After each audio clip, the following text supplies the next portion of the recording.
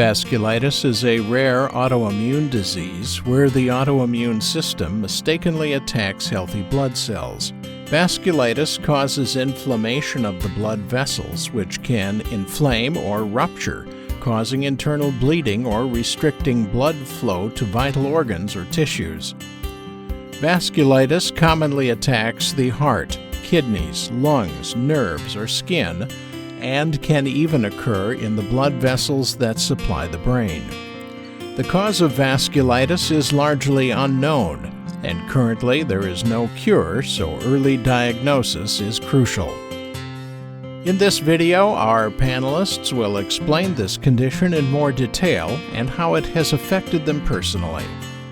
So I would love for us to go around and explain your form of vasculitis, how you got diagnosed, recovery, how that's going so far, how it's affected your life, and everything. So Dave, why don't you start? Yeah, so my symptoms started in September of 2020. And the first symptoms that I noticed were fatigue, and I was having some joint pain.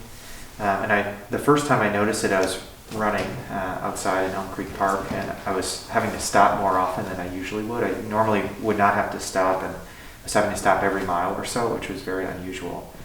And then over the course of that next week, I was having more and more fatigue, was getting some shortness of breath, joint pain, especially in my knees when I was going upstairs. And the last day that I was at work, before the symptoms really took off, I was feeling very short of breath. I had to stop and rest. After I saw my last patient for the day, I had my nurse take my temperature, and I didn't have a fever at that time, but still had to go around in the hospital afterwards, and had to stop after each patient I saw and rest, which was not typical. And then that following evening, after I got home, it was a Friday, I started to feel really not well, and started to have like some shaking chills, and I checked my temperature, and then finally had a fever, and it was up to 104 that night. Oh my gosh. So I thought I had COVID initially because I had joint pains, fevers, chills, shortness of breath. But I isolated in the upstairs spare bedroom, and kind of just like hung out there fevering, and trying to bring down fever with Tylenol and ibuprofen, and having lots of shaking chills. And then on Tuesday, went out and got the first COVID test, and it took a few days for it to come back at that point. And Wednesday, it still hadn't come back yet, but I was feeling very short of breath. I had a pulse ox, an oxygen monitor, and my oxygen levels were going down. They were in the low 90s. And so I went to the emergency room, and I said, hey, I have exposures at work. I'm seeing patients who have COVID. I think I might have COVID. I just got tested yesterday. The test isn't back yet. So they did a chest x-ray, and I had a lot of stuff in my lungs.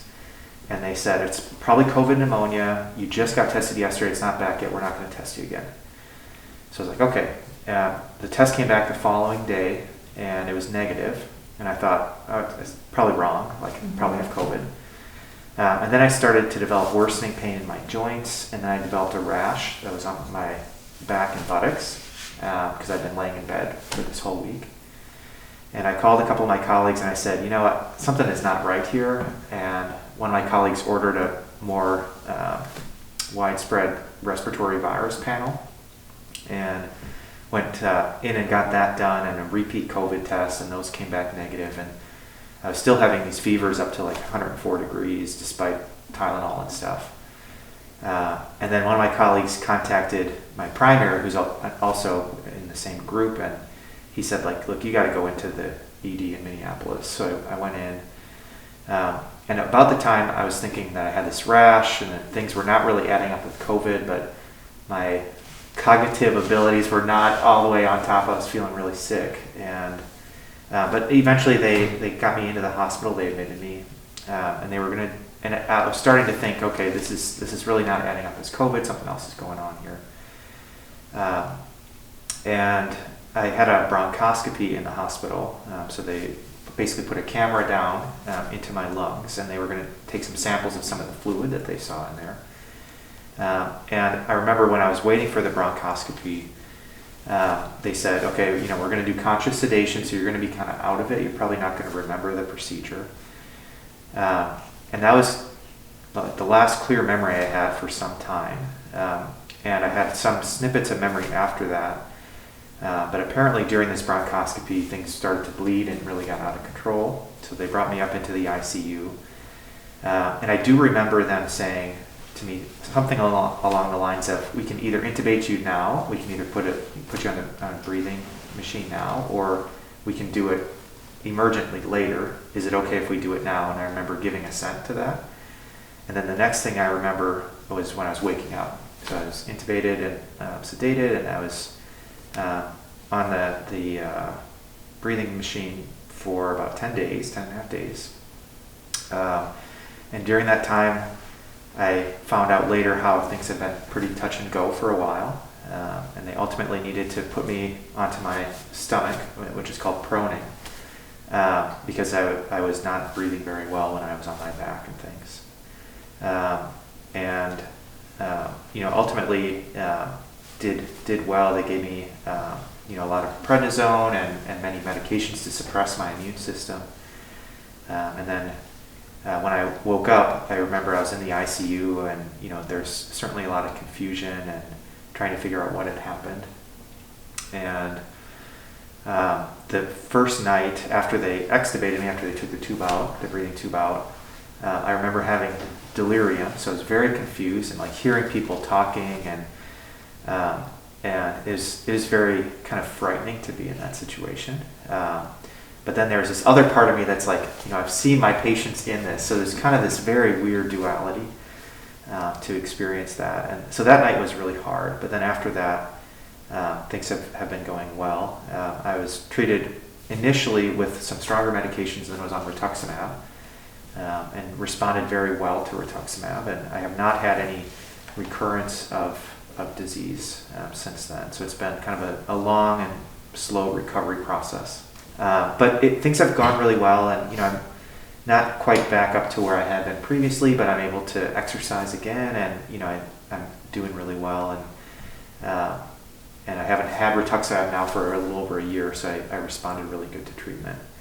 But the recovery was prolonged, and I think one of the challenging things too is being in COVID and being really immunosuppressed. My rheumatologist made it abundantly clear that I was not to be back at work, so I was doing a lot of video visits with my patients and stuff, and it was good because we can do that, and that was an option. 5 years ago, who knows what would have happened. Yeah. But it's also tough to be kind of not having any human contact for a really long time.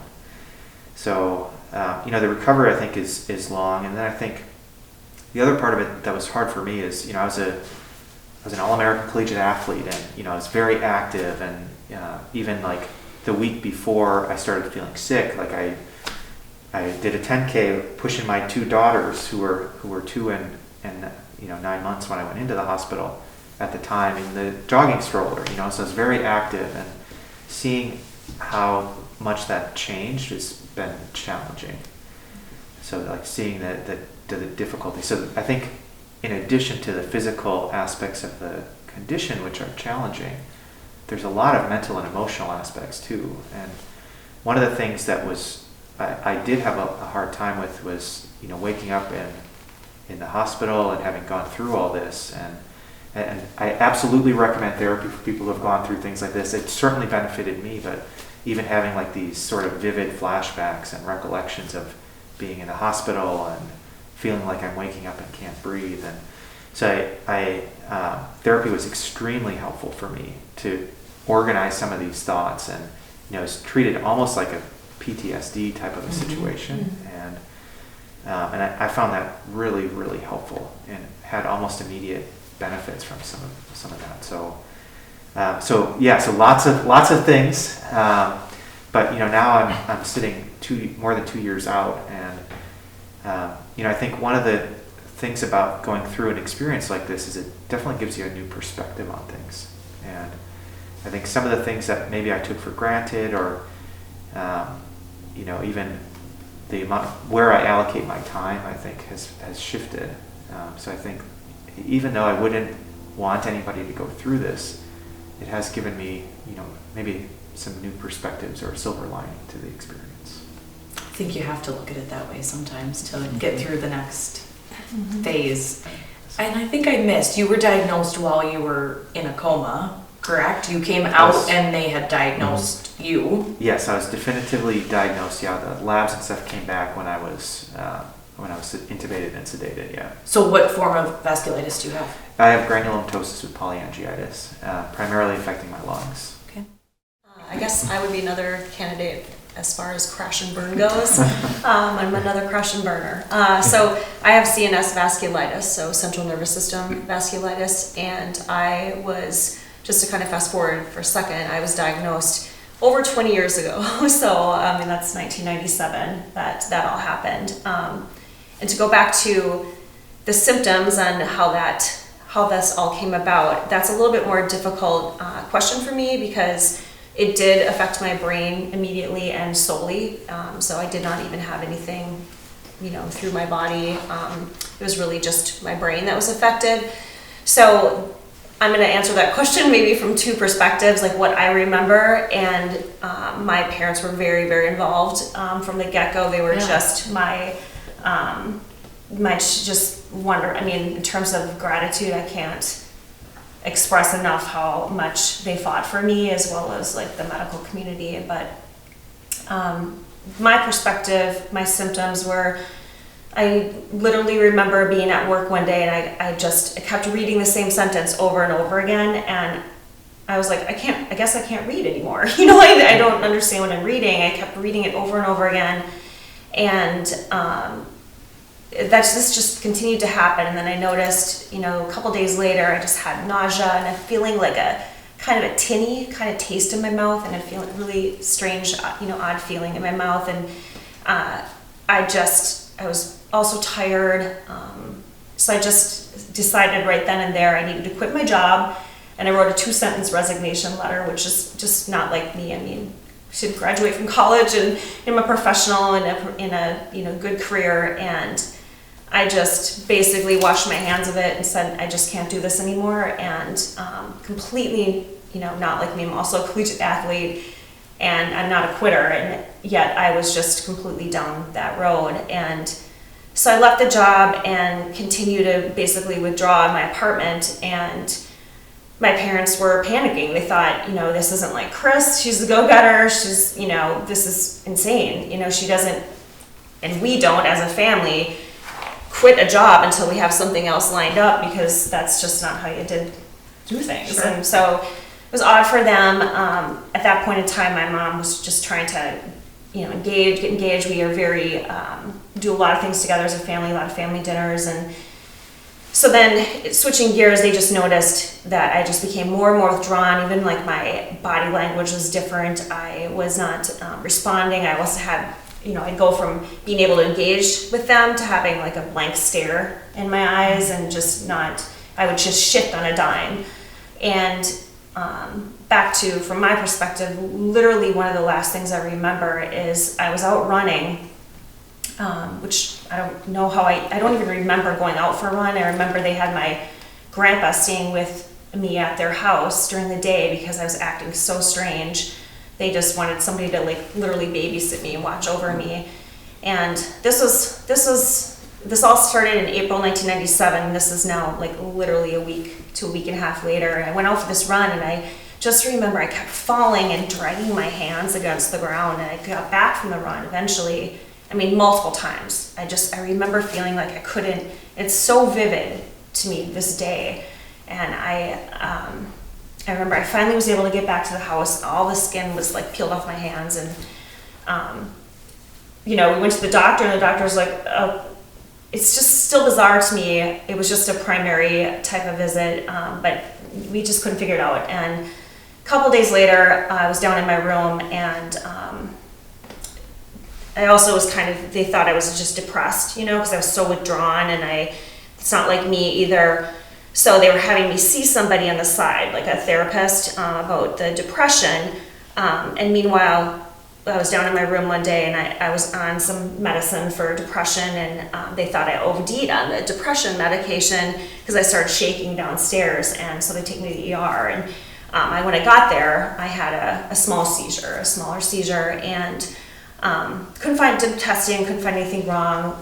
They thought I OD'd on, I was 26 years old, so maybe is either the drugs for the depression or something else, and I wasn't communicating very well, and so brought me back home, and then went to the emergency room a couple days later.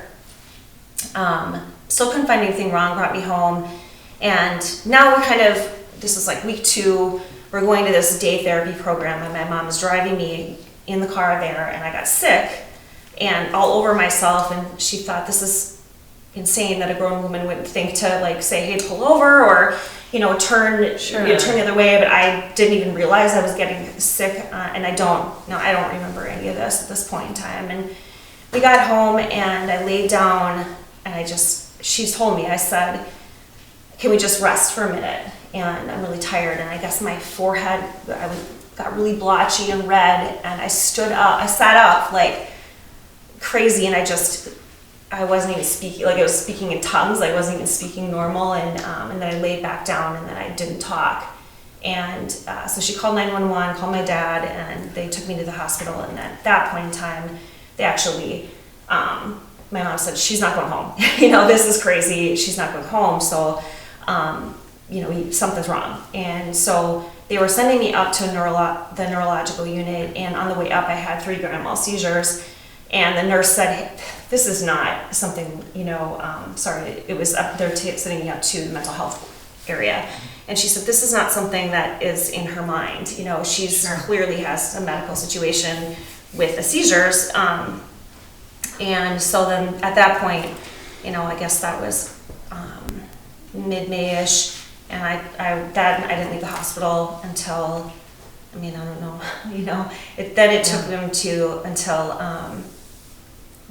July 3rd, I had a brain biopsy, and that's when they diagnosed it. But from that, month long, I continued to, by the time they had sent me up to the epilepsy ward instead of mental health, I had stopped talking, and I continued to not be able to speak with anyone, or, understand what was going on. And I think there were just multiple tests, and I continued to spike fevers and have seizures, and they kept escalating. So the biopsy was done on July 3rd at like 8 p.m. and they flew it by helicopter to the Mayo, and my parents, lost it. They're just, crazy. And meanwhile, my mom had worked with the Lupus Foundation, and just luckily had gotten hold of a woman who said, you need to get in touch with this Dr. Ridley, he's best. And so he evidently had seen CNS vasculitis, even though at that point in 97 it was just unheard of, and the internet isn't like what it is today, so you can't Google anything. And so he came in, and maybe it was like a couple days later after the biopsy, and he's like, I've seen this before, this is what we're gonna do. And they started doing massive doses of prednisone. Biopsy came back, and luckily they were able to see CNS vasculitis on the biopsy, because usually that's just isn't evident. Maybe some people, I don't really quite understand why, but they were able to diagnose it, and it just really didn't end there. While I was in the ICU, they thought I was going to be out in a couple days, and it ended up being over a week, and my heart stopped a couple times because it just was so advanced at that point.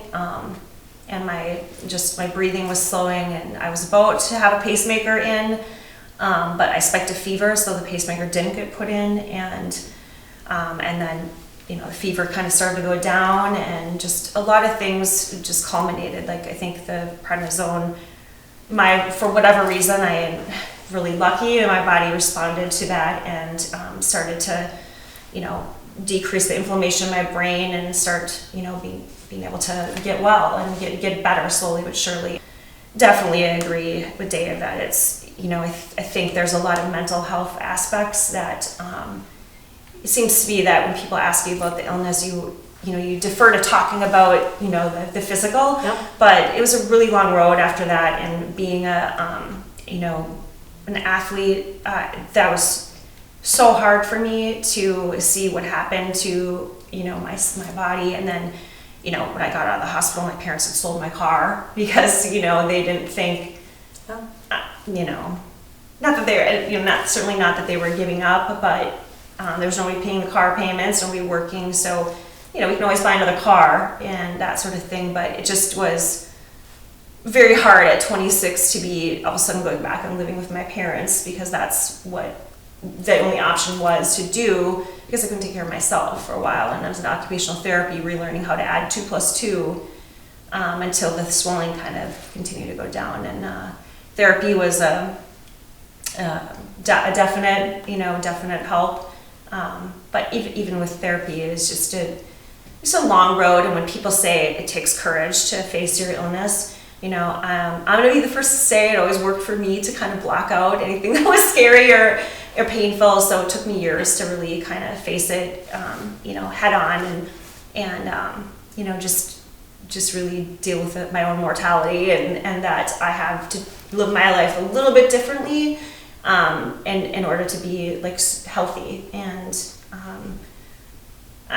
I also agree with Dave that, you know, there are things I learned from it that I think are really good takeaways in terms of self-care, and I may not have gone that road if it was working for me to just continue to pound away at my life the way I was. So I feel like it's brought me some calm, a sense of calm and understanding, and being in relationship with other people in different ways, more close ways, and so I'm very, very grateful for that, and for my parents, and I had 2 doctors that were just above and beyond, and I still see Dr. Ridley today, and he's just, you know, just been fantastic. Mine is also like a crash and burn situation. I think too. So I have anti-GBM and MPA, which are both diagnosed. I was on a family reunion in Idaho in July of 2021, and we drove there from here. So during that drive, a lot of the times I'll get a little car sick and drives and just like not feel the best. So it felt just super normal, just be a little sick on the way there. And in the hotels, like I'd get out of the car after driving a super long time, just feel like I was about to throw up or something, but I never did. So I just thought, okay, that's normal, like I'm a little car sick. And then when we got there, my whole family was there, and we had this big house rented on a lake in Idaho, but by Yellowstone. So we played a bunch on that lake, and I just like wasn't feeling it. I didn't want to go out and play with them, which normally that's not like myself. Sure. And then a couple days later, we went to the actual Yellowstone Park, and we were doing hikes and stuff, and I was just, after a few of them, I was like, I just can't do this anymore. Like, I was walking around, just like, whenever there was a big hike or whatever, I just couldn't do it. I was just out of it. And so there was a big one coming up, and I told my mom, I just need to stay in the car. I can't do this.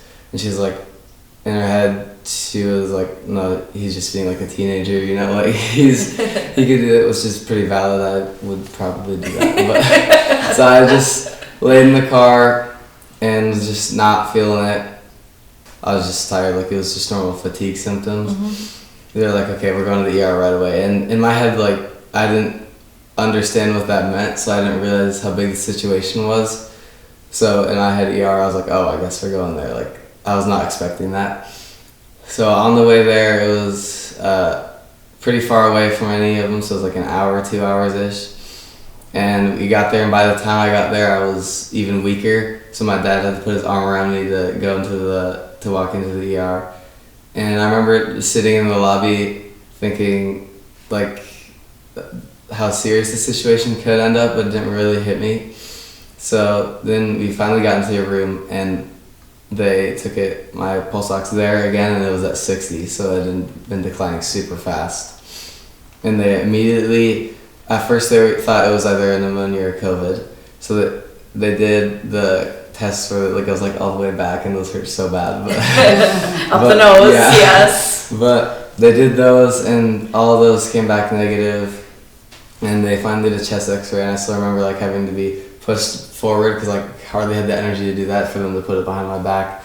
And they saw, normally for your lungs on the x-ray, it's supposed to just be like regular, but it was all just white, like there was stuff everywhere. And so they took me to a slightly bigger hospital still in Idaho.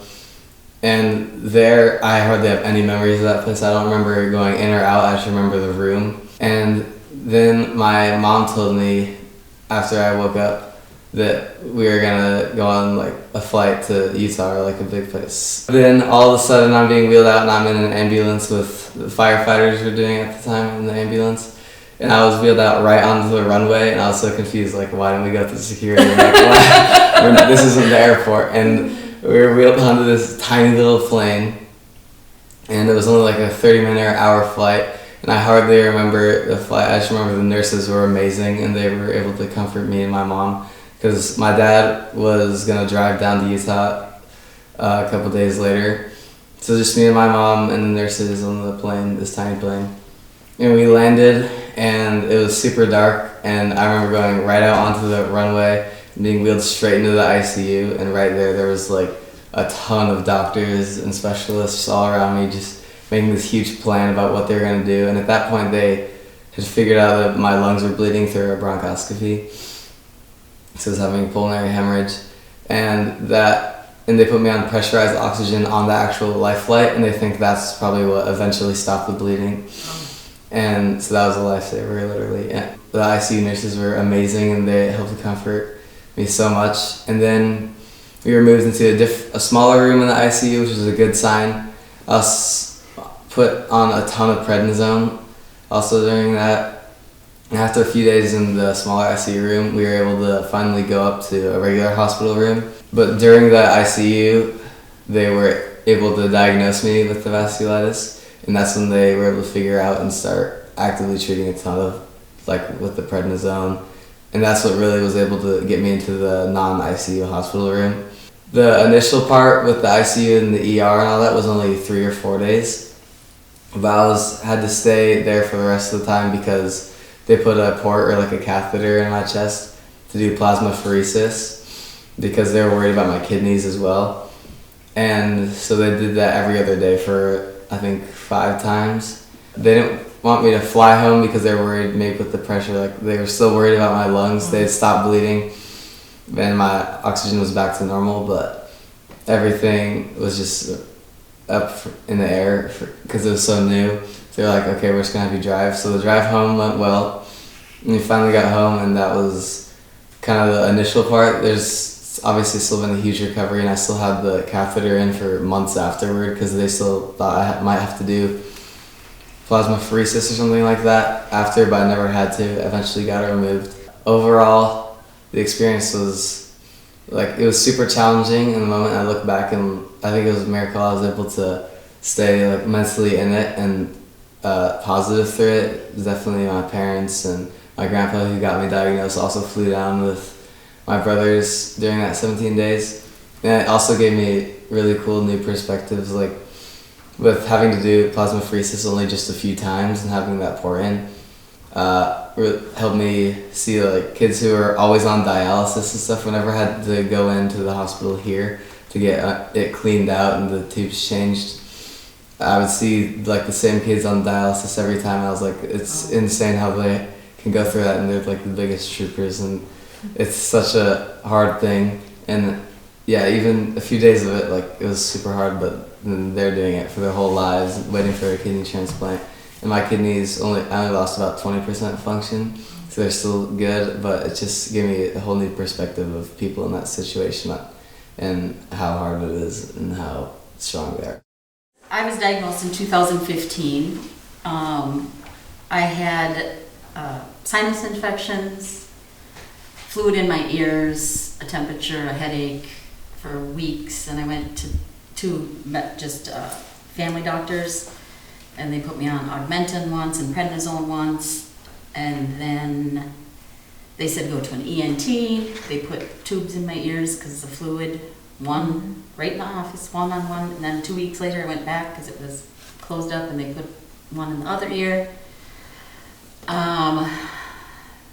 Then I couldn't get rid of my headache. I started a new job. I was trying to work every day, and I was like, I can't do this. And I actually ended up throwing up blood or coughing up blood.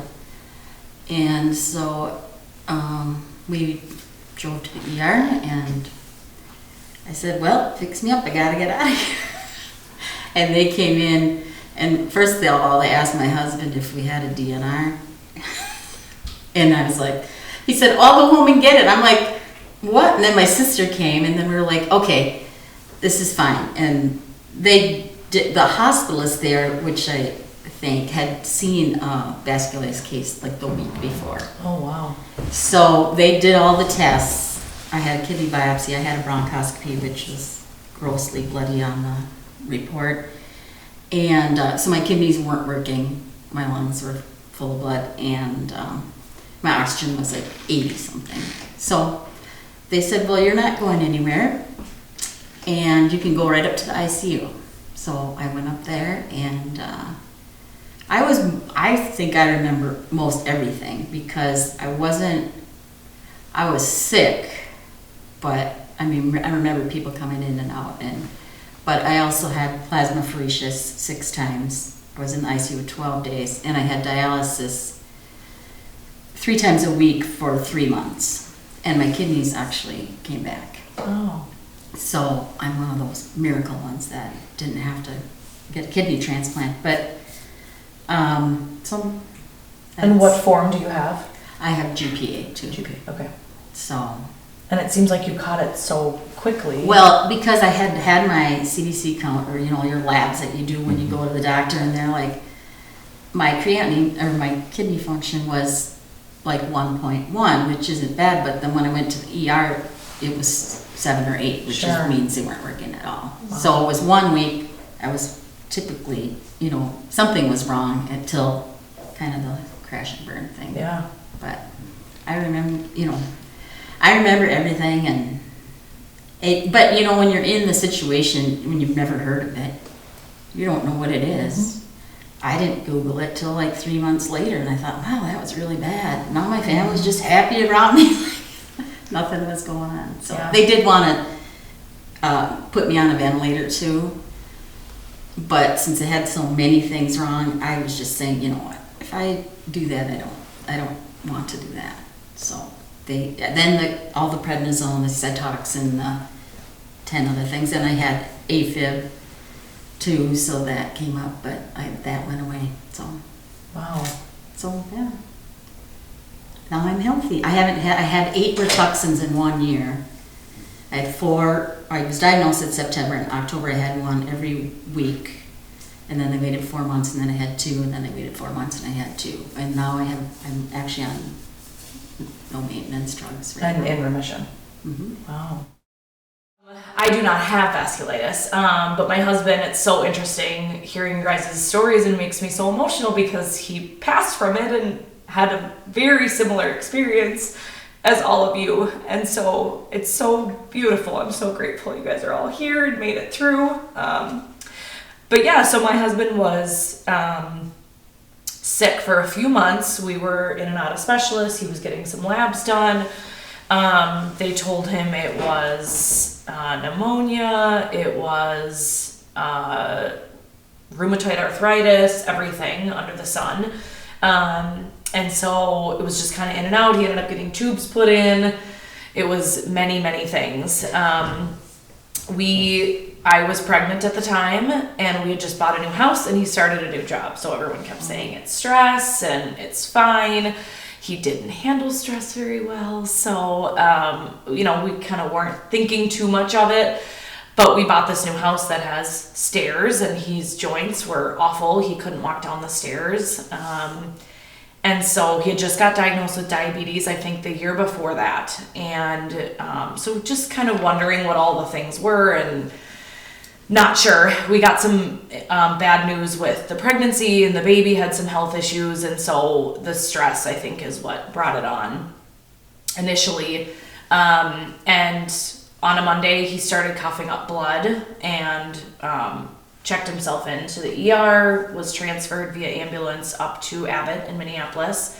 And at that point, all of his labs, they were getting transferred from different hospitals, like you mentioned, Jill. And so they were all getting transferred. Then one of the doctors recognized it and diagnosed him with GPA vasculitis as well.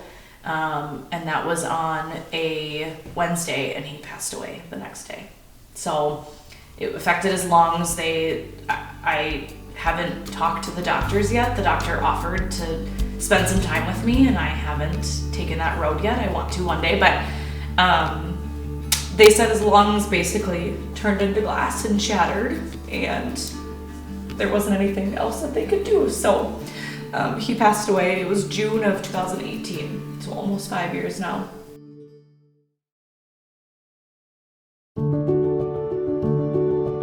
So I'd love to hear from you guys what life looks like now for you. What does the future look like? What are you hoping for in regards to vasculitis or your future? Dave, why don't you start again?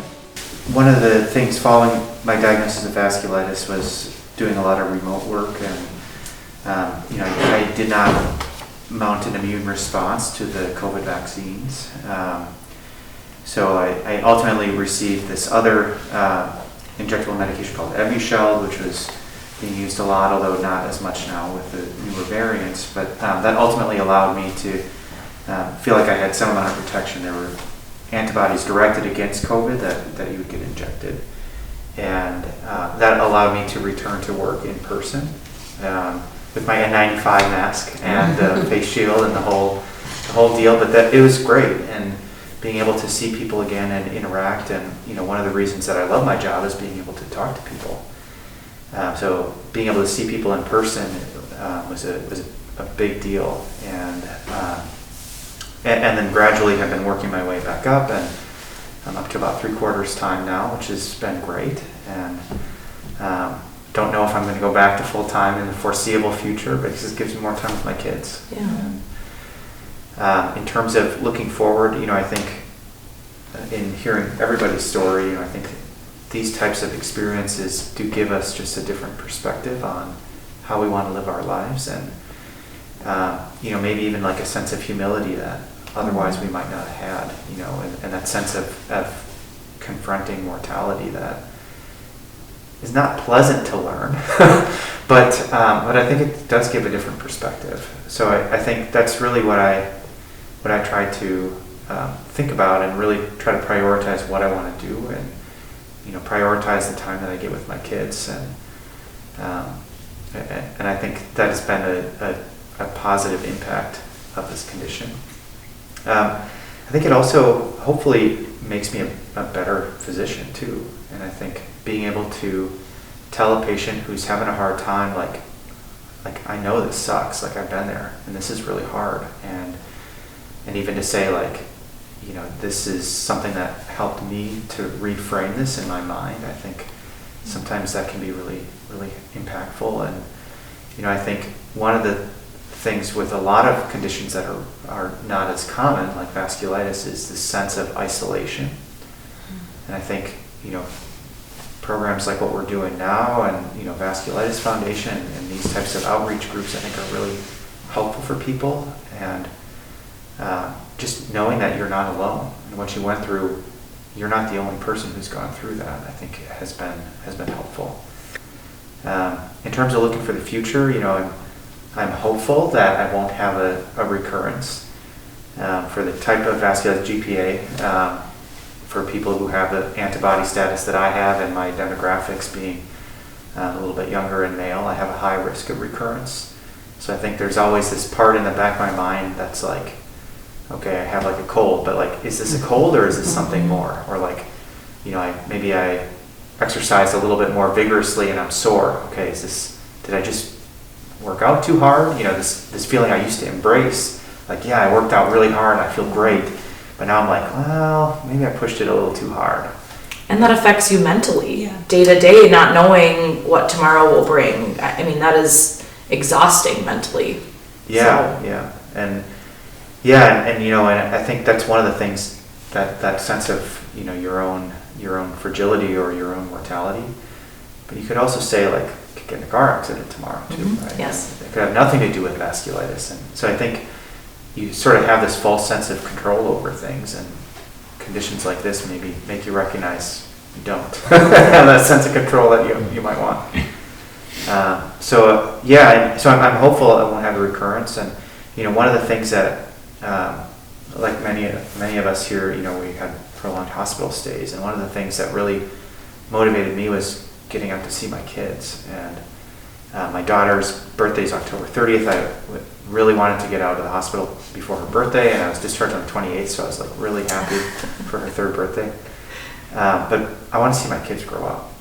And I think beyond even the threat to my own mortality and stuff, I think that I wanted to see my kids grow up. And so that's been like a really powerful motivator for me, and to reframe, what's important in my life. What life is like today, I think, just kind of going back, my story is a little bit different than the three of you, just because it was so long ago that I've ridden quite a wave of recovery. And the wave has been super interesting. Initially, as soon as I was able to, I have to explain a little bit about, CNS vasculitis is such an impact on my brain, in that one of the things I struggled with the most was speech and communication. It wasn't as much writing as just being able to articulate the words that were in my brain. It's still even today I feel very frustrated, thinking about it, because the minute, any time when I feel I'm a little stressed or I feel a little under the weather, I feel like that's the first place it hits, when I feel like I'm having a minor flare, when the barometric pressure goes up or down or whatever. I think I have a little bit of a flare, and the speech piece is immediately evident to me, and I think I've learned to fake it till I make it, and so everybody else is like, what are you talking about? You're fine. But my mom, I think, can notice a little bit, because I get a little bit more tentative and unsure of myself. But because that was going on, but I have this physical strength. I've always been a really good athlete, that I threw myself right into, competing and running, and because it didn't affect, thank God it didn't affect my body, just my brain. So I thought, okay, I'm going to shift gears in my, early 30s, and I'm just going to be an amazing athlete, and I don't care, I'll work to get by, and I'll be fine. And well, there's still balance, and it took me a long time to learn that I'm still causing inflammation in my body when I'm pounding, on myself. And so I continue to have, 2, 3, 4 flares a year, and then I'd have to go in and have a prednisone infusion, and it was very mentally hard for me, because I'd be in a job, everything would be going great, a decent job. There was a lot of different, levels to get me back into working full time. It was like part-time, working in as a cashier, and that was even hard, counting back money or whatever. But I'd be in a job and I'd have a flare, and I'd be like, I can't get there on time, because I can't figure out in my head what time to start getting ready, what time to leave, and it was a mess. I was a mess. I even got fired from a job for that, which was mortifying, just mortifying for me. I don't know why. It's I feel terrible about that, and to this day. And at the same time, I got to move forward. But through age came, some wisdom of, I got to find a balance here. And so I made a decision for once in my life. I said, you know what? I'm not going to kill myself here. I'm not going to try to work full time and at a stressful job and try to be an athlete and try to be perfect in my life. No, I'm going to quit this job. And I'm going to do a job that I'm passionate about, and it's going to be less money, but I don't have to be a rock star at everything. I can be, I want to live, and I think I had like an awakening of, back to when I had this last, flare about 7 years ago. It scared me, quite a bit, and I thought, I don't know why I'm not learning my lesson. I've got to be strong and make the decisions right for me. And so I did. I took a pay cut, and I've never looked back. It was the best decision. I feel like I finally, about that time I started spreading my wings a little bit, and, kind of learning about vasculitis, facing it instead of burying my head in the sand, which, I don't know why I did that. That was just that was a mechanism. Everybody has a different mechanism to deal with, stress, but I didn't want to talk to anybody about it. My mom would be like, do you want to talk about it? Do you remember? No, I'm good. Let's just go forward, But that held me back, trying to, bury my head in the sand, as any probably psychologist would tell you. Don't do that. Don't talk about it. But I finally, that 7 years ago, I also made, besides the career, reducing the stress and standing up for myself and just saying I'm not going to do that. I'm going to take a less stressful job, something I want to do. I also just changed my diet up quite a bit. I just everybody does something different. I just stopped eating meat, and for like 7 months straight. I do eat it occasionally, like now, but and I felt like it was a bunch of things, and I really started focusing on sleep and just chilling out, and not taking everything so intensely. Which that's just, I don't know why, I'm wired that way, to be like all guns blazing all day every day, and I can't do that. I gotta rein it in. But so since then, like that was about 7 years ago. Like I said, I've been at my job now, Health Partners, for 5 years. I love it, absolutely love it. I'm passionate about what I do. I love the people I work with. I love being. I'm not a physician. I'm not in healthcare that way, but I've always, for the last 20 years, been passionate about health and wellness. Being a fitness instructor and whatnot, and a runner. So it's the best of both worlds for me. It allows me to be in a field that I'm passionate about, and I'm with some I work with a lot of different physicians that, everybody I work with is so empathetic and understanding and so proud of me for like where I'm at. I mean, it's just, I can't be as blessed as I am. I don't even know how it all came together like that, but I have a feeling it's just that, I just decided to be vulnerable. Just such a hard word for me. Like vulnerability takes so much courage to be able to reach out and ask other people and tell your story.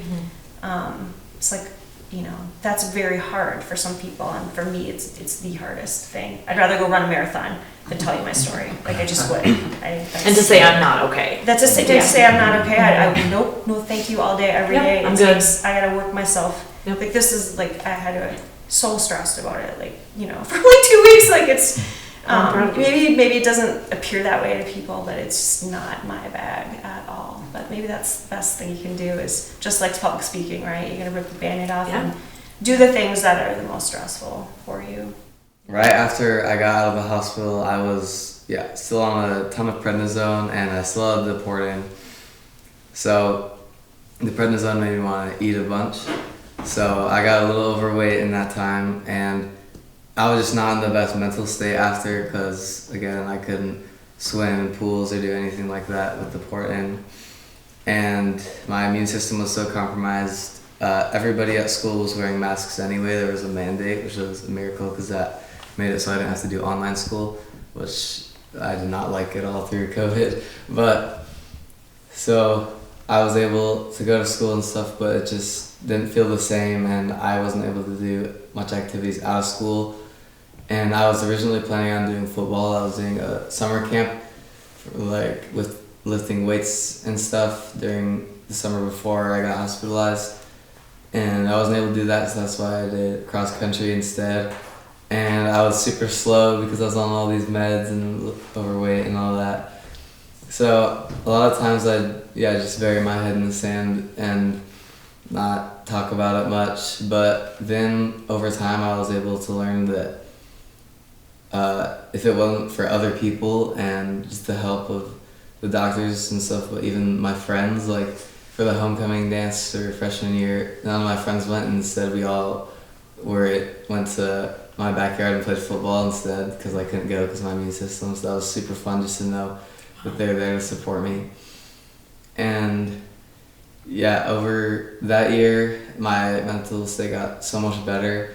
And again, with the perspectives on it was just a very interesting experience to have at 13. I turned 14 in the hospital.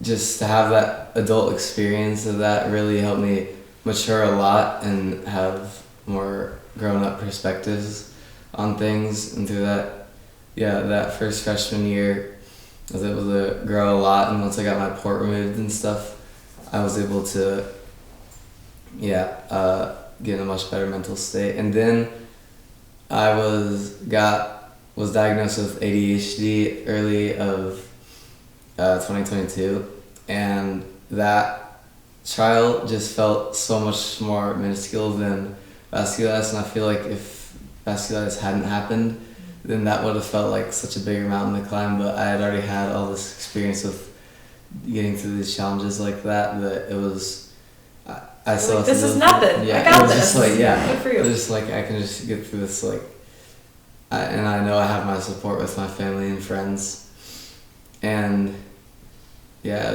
that was just cool to see.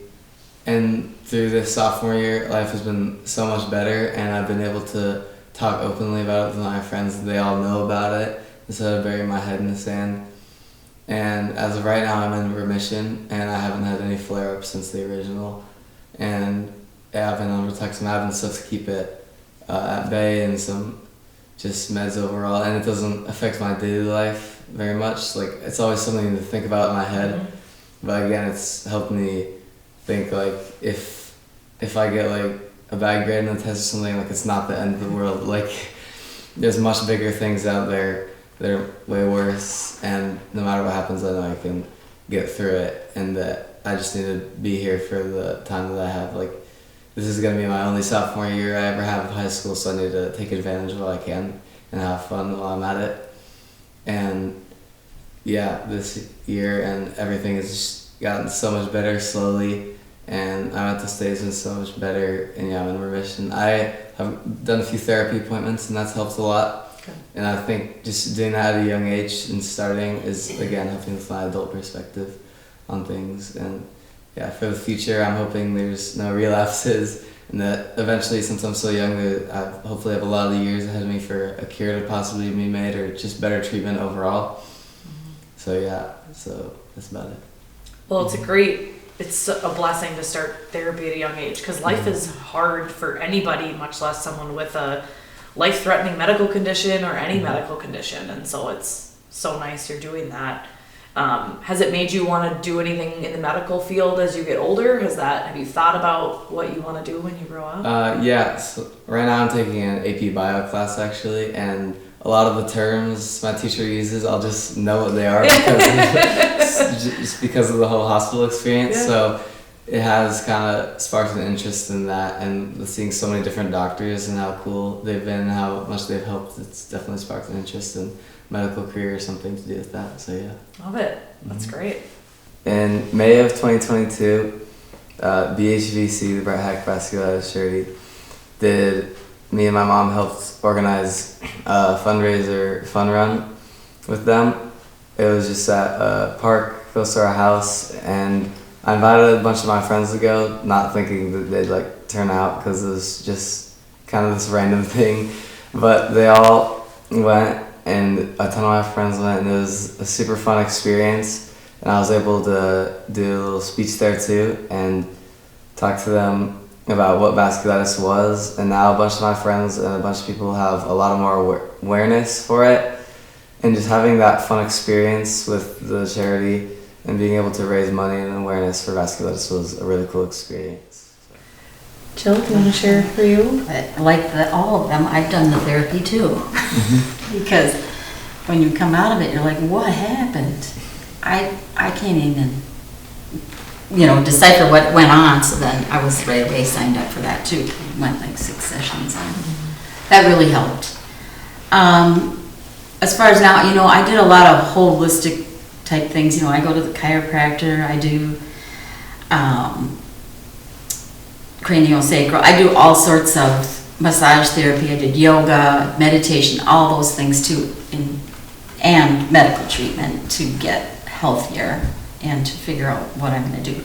But I was older than these guys. I was 52 when I was diagnosed, and now it's been 8 years. I just turned 60. Happy birthday. Thank you. It's lovely. I decided, after that life-changing event, I was working a job that was, I was in education, like paraprofessional for special ed, and work in a hospital environment trying to get adults with special needs to work in the hospital and learn other jobs and go out and get jobs. But I never got to finish that because I was sick. And then when I got better, I couldn't walk, I had a walker, I had, it was bad I had a babysitter for like 3 months that had to come into the house because I couldn't function when my husband was at work. But I have 3 grandchildren, so my job now is to take care of myself and help my family. I love that. I don't work.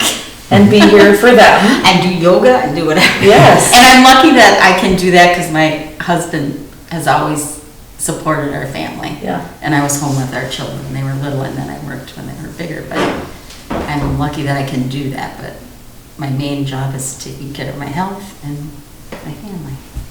Yeah, that's a big That's job. what I do. But another thing I did with the help of BHVC, I've